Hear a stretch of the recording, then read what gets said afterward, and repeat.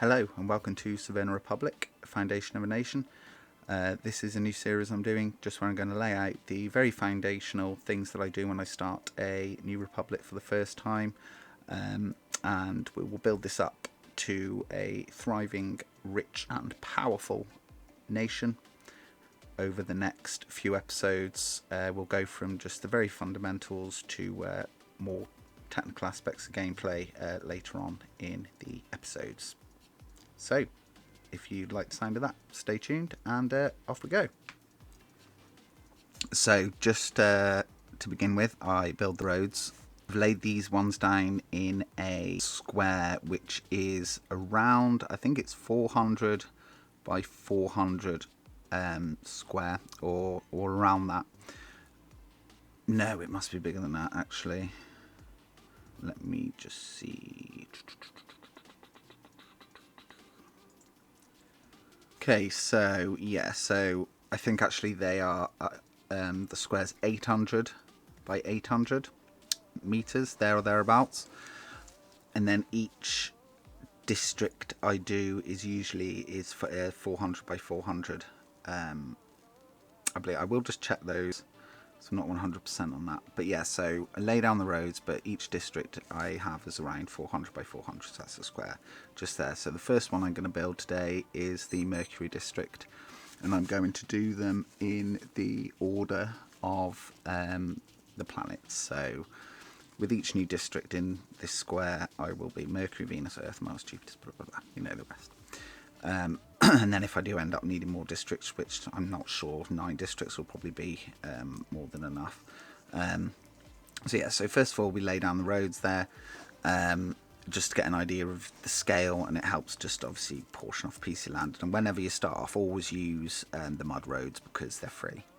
So it saves you just building roads to then demolish them later. It's surprising how quickly that will obviously deplete your money early on, which you don't want to do.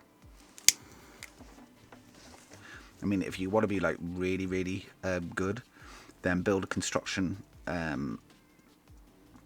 or if you might need to do a couple depending on how big your starting square is, but you need to build a construction office, because then you can use the machinery, so you won't be paying to like flatten the ground or raise ground. But it's up to you. You can do that if you really want to save your pennies. So then the next thing I build is the water treatment plant, and this is one of the mod. I think it's from the Rob 32 or Rob. I'm sorry, I can't remember your name off the top. I will try and get that and put it in the description. But this is a large water treatment plant. So it's expensive to begin with. It's a big outlay, but then you don't need to spend that money later on in the game. You can keep this one, will keep going for the first bit of the your first sort of group of citizens, and when you first get going with your city. As you can see there, I've got 3 windmills there, so that if the main power plant goes off for any reason, the water should keep on flowing, because people really don't like running out of water. So always try and put some backup power just around the water treatment plants and your sewage plants, just so that if you have a problem with your main power, yes, all the people's lights and everything will go off, but they'll still be able to use their tap water, and they'll still be able to flush their toilets. So speaking of flushing toilets, the next thing I build is just the other end, obviously, of the water infrastructure there, which is the waste treatment plant. Again, I've built the big one early on. Again, it's just so that this will do me for the first bit of the game, and I won't need to upgrade it later on in the game and cause a load of disruption and blah blah blah blah. So yeah, that's the default one that comes with the game. And again, there's me windmills, just so I've got the extra power there. And there are the underground pipes. So you've got on the far right over there, you've got the water treatment plant, and then on the left there, you've got the waste treatment plant. And then what I plan to do is these areas here, that's where a lot of the water and power and sewerage pipes will eventually go connect, so I know where they all are. They're all together in one section, and I'm not having to, you know, deal with clipping buildings and things like that when I'm trying to put stuff right. I'll just keep them in those areas. I will build obviously in those, but they'll tend to be sort of more larger buildings than, like, you know, your normal smaller residential ones. And so with the backup power again, this is, so the good thing about wind power is it keeps on, it will just always supply you with a base level of power. It's too unreliable for your main power, because it goes up and down with the wind speeds, so that can be quite annoying, and it can cause, you know, surges and things, and lights to flicker and all that jazz.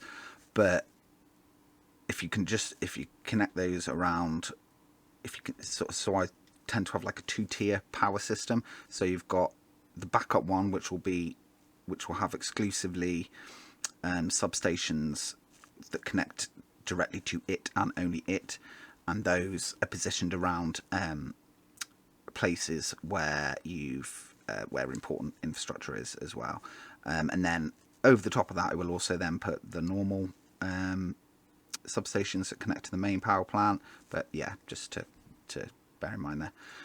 So here's the main power plant, which is the gas power plant. I think this puts out about 2,500 megawatts, so that should do us until, you know, we've got a few thousand people living on the island, and that's got its own two fuel pumps there and its own supply. But those pumps, once this tank's full, they will then divert the oil elsewhere to the refinery, which will create the nation's fuel and bitumen for our various industries. And then I've also got a pumping harbour there, so we can get those onto ships and sell them for some money to keep for our imports. So this is it so far. So we've got the refinery, then we've got the water treatment plant, the waste treatment plant, the primary power station, and then over there you can just see, and by those windmills there, you've got the drinking water plant. So that's your basic infrastructure. The other pumping harbour that you can see there, that is for just to export crude oil from, because all around these windmills there is the island's main fuel source, main source of oil rather. So you can see the oil, the sort of the chain there. So you've got the oil field at the top. First thing it goes to is the power plant, then it goes down to the refinery, because you don't want to put it the other way around. You don't want your refinery using all the oil before it gets to the, you know the basics. So that's the order that I build the basic infrastructure there. I will obviously go into more detail in other videos. So next on the list of things we need is the heating plant. Always make sure this is up and running. You won't need it until the winter technically, but just get it built and make sure it's all connected and it's all running, because you don't want to realise you've not done that once it's very cold. And it gets, always remember as well, it gets cold before you see the snow on the ground. So if you're just using the snow as like need to make sure it's all working, it's already too late by then. You need to make sure the heating plant is running before you see the first snow on the ground. Okay, then we've got the prison and the trolley bus and the road vehicles depot. So get them built. Always make sure you got your prison, or it will lead to problems early on in the game. So speaking of prisons, here's the authority in the civil buildings. So we've got the courts, the police station, town hall, fire station, and the hospital, and I've got them all together there. So I know I've done them all essentially, but also they are more or less going to be in the middle of the map. Well, not the map, sorry, this city that we're building here. So here's my schools. So these squares in between where the kindergartens are and the main school there, those will be where the residential buildings are constructed. So you've got the sports centres there as well, and in the middle there is one of the shop for this district, which is right in the centre, so that everyone will reach it, as it's quite important. And then I've got two, I think I do actually end up building another kindergarten here, so I think I've got three, but here you can just see two of them. And next we have the university. which is quite a large, expensive building for such a small time, but it will pay dividends later on because you'll have lots and lots of very qualified citizens, and those qualified citizens are going to want somewhere to chill.